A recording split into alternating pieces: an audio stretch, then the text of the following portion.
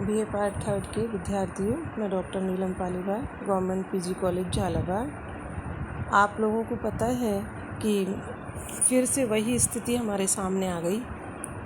हालांकि आप लोगों की प्रत्यक्ष जितनी भी क्लासेस हुई आपको पूरा सब समझाया जा चुका है, फिर भी अब जो मुश्किल काम है कि एग्ज़ाम की तैयारी करना और उस एग्ज़ाम से संबंधित जो भी तरीके हैं हमें अपनाने हैं और पूरी तैयारी करनी है।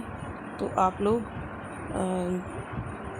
चाह रहे थे कि हम आपको एक बार टाइप्स ऑफ डेटा को बता दें, तो मैं आपको दोबारा यहाँ ऑनलाइन मोड पर फिर से वीडियो के माध्यम से तुम्हें ये चैप्टर समझाने का प्रयास कर रही हूँ।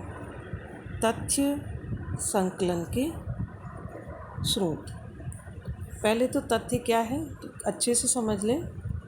तथ्य का तात्पर्य ऐसी सभी सूचनाएं या सामग्री या आंकड़े जो अनुसंधानकर्ता क्षेत्रीय कार्य स्वयं अथवा किसी माध्यम से एकत्रित करता है। यानी तथ्य क्या है? वे सूचनाएं या आंकड़े जो यथार्थ होते हैं और जो किसी भी विधि के द्वारा एकत्रित किए जाते हैं। तथ्य दो प्रकार के हैं, प्राथमिक तथ्य और द्वितीयक तथ्य। प्राथमिक तथ्यों का संकलन प्रथम बार शोधकर्ता क्षेत्रीय आधार पर करता है, एकत्रित करता है, यानी स्वयं जाकर, देखकर, पूछकर, साक्षात्कार लेकर वो तथ्यों का संकलन करता है।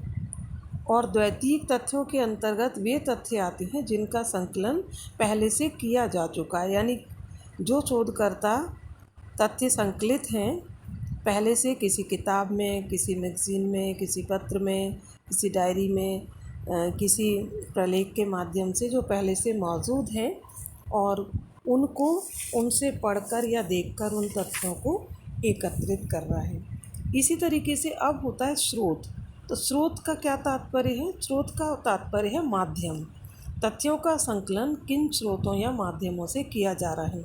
तो ऐसे ही जैसे दो प्रकार के स्रोत हैं, उसी तरीके से तथ्य संकलन के हमारे पास दो स्रोत हैं, प्राथमिक स्रोत और द्वितीयक। प्राथमिक स्रोत से प्राप्त तथ्य वे मौलिक तथ्य हैं, यानी प्राथमिक स्रोत वे हैं जो प्रथम स्तर पर तथ्यों के संकलन में सहायता करते हैं। आमने सामने की स्थिति में इसमें भी दो हिस्से बढ़ जाते हैं, प्रत्यक्ष और अप्रत्यक्ष। प्रत्यक्ष स्रोत के अंतर्गत अवलोकन, अनुसूची एवं साक्षात्कार। ये तीन चीज़ें हैं, अवलोकन, अनुसूची और साक्षात्कार। अवलोकन जैसा कि नाम से स्पष्ट है, जाके देखना तथ्य संकलन के प्राथमिक स्रोत के अंतर्गत आता है। इसमें अध्ययनकर्ता स्वयं अध्ययन स्थल पर पहुंचकर घटनाओं आदि का निष्पक्ष रूप से देखता है और उनका अवलोकन करता है और तथ्यों को एकत्रित करता है। अवलोकन, फिर उसके बाद साक्षात्कार। साक्षात्कार इंटरव्यू आप लोग जानते हैं, विभिन्न व्यक्तियों से सीधा संपर्क, दो या दो से अधिक व्यक्तियों के मध्य उद्देश्यपूर्ण की गई बातचीत साक्षात्कार कहलाती है। तो साक्षात्कार विधि को हम इसीलिए प्रत्यक्ष प्राथमिक स्रोत के अंतर्गत रख रहे हैं, क्योंकि इसमें सूचनादाता और अध्ययनकर्ता के मध्य आमने सामने तथ्यों की एकत्रित, और ये इसीलिए प्रत्यक्ष हैं क्योंकि प्रथम बार इनको हम एकत्रित कर रहे हैं। फिर है अनुसूची। अनुसूची प्रश्नों की एक सूची है जिसे अनुसंधानकर्ता स्वयं सूचनादाताओं से प्रश्न पूछकर भरता या भरवाता है, यानी दोनों बातें हैं, भरता या भरवाता है। तो अभी आपने देखा कि तथ्य संकलन के प्रत्यक्ष स्रोत हैं और अप्रत्यक्ष हैं। अप्रत्यक्ष में हम यहाँ प्रश्नावली को ले रहे हैं। प्रश्नावली अनुसूची का ही एक रूप है, लेकिन ये प्राथमिक तथ्यों के अंतर्गत, उसमें यहाँ अनुसंधानकर्ता स्वयं प्रत्यक्ष उपस्थित होकर उनसे तथ्य एकत्रित नहीं कर रहा है, वरन वो डाक द्वारा उनको भेज रहा है और समय समय पर डाक से उनको ले रहा है। अब हमारे पास अप्रत्यक्ष के बहुत सारे माध्यम हो गए हैं। हम ईमेल से, व्हाट्सएप से, फ़ोन से हम डेटा कलेक्ट कर सकते हैं। तो अब बहुत सारी चीज़ें हमारे सामने एकत्रित हो गई हैं जिनको हम अन्य माध्यमों के द्वारा तुरंत की तुरंत हम तथ्यों का संकलन कर सकते हैं। फिर है यहाँ द्वैतीक स्रोत। द्वैतीक स्रोत में प्रमुखतः दो हैं, व्यक्तिगत प्रलेख और सार्वजनिक प्रकाशित और अप्रकाशित। व्यक्तिगत प्रलेख के अंतर्गत वो लिखित सामग्री आती है जो एक व्यक्ति स्वयं अपने बारे में या सामाजिक घटनाओं को एक विशेष दृष्टिकोण से देखकर एकत्रित करता है, जिसमें व्यक्ति के विचार, भावनाओं आदि का समावेश होता है। इसमें 4 हैं आपके पास: पत्र, डायरी, संस्मरण और जीवन इतिहास, लाइफ हिस्ट्री या आत्मकथा। पत्र पुराने समय की बात हो गई बच्चों। अब तो पत्र पहले हमारे समय में डाक, जैसे ही डाक का टाइम होता था सब लोग झांक झांक के देखते थे कि कैसे डाकिया क्या पता किसका पत्र लेके आए। तो पत्र सामान्य व्यक्ति, आपने तो देखे तो होंगे, पत्र वैयक्तिक होते हैं। वैयक्तिक मतलब बिल्कुल व्यक्तिगत होते हैं। इसमें व्यक्ति अपने महत्वपूर्ण विचार, भावनाओं को आदि को व्यक्त करता है और हमारे अध्ययन का स्रोत बनते हैं।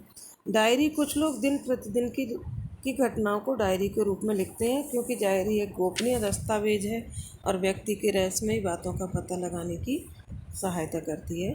फिर है आपके जीवन इतिहास, लाइफ हिस्ट्री। दैतिक स्रोत के रूप में जीवन इतिहास का काफ़ी महत्व है। वास्तविक अर्थ में जीवन इतिहास का तात्पर्य विस्तृत आत्मकथा से। आत्मकथा जिसे व्यक्ति अपने संबंध में स्वयं लिखता है या जो उसके जीवन में महत्वपूर्ण घटनाएं हैं उनको वो लिखता है, और हमें ऐसी सामग्री के आधार पर हम तथ्यों को एकत्रित करके अध्ययन में सहायक करने का प्रयत्न करते हैं। संस्मरण, कई लोग अपनी यात्राओं, जीवन की महत्वपूर्ण घटनाओं या रोमांचकारी अनुभवों को संस्मरण के रूप में लिखते हैं और इनको हम द्वैतिक स्रोतों के रूप में लेते हैं। और फिर आपके पास आता है सार्वजनिक प्रलेख।